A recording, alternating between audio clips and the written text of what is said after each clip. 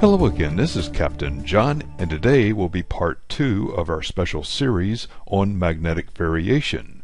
Today you'll learn how to find magnetic variation on your chart or chart plotter, and a simple technique to determine your magnetic course.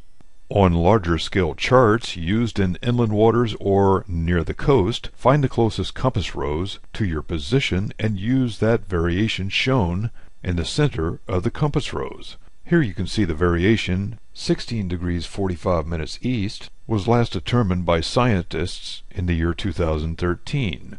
This variation will have an annual decrease of 11 minutes.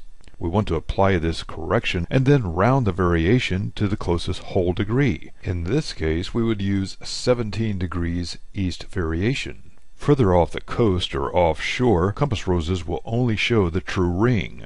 To find the closest variation, you want to locate diagonal lines called isogonic lines. Use the variation shown on the closest isogonic line to correct true course to magnetic course. Wait until you arrive at the halfway point, and then change to the variation shown on the next closest isogonic line. Now let's use what we learned in part 1 to make a simple compass diagram to determine magnetic course. In this diagram, let's use variation of 7 degrees west. Draw a line in the direction of true north and your sailing course of 090. The blue arrow in the diagram represents the true course. Draw a line to the west of the true north pole to show the location of the magnetic north pole. The red arrow in the diagram shows our magnetic course. As you can see, the magnetic course is greater than the true course. We would add 7 degrees west to 090 to find our magnetic course of 097. Use this same technique for other isogonic lines.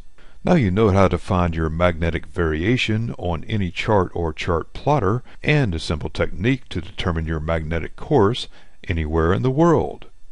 For more tips like these, visit skippertips.com. And you can find a whole lot more tips in the collector's edition of 101 Secret Sailing Tips, now available on skippertips.com.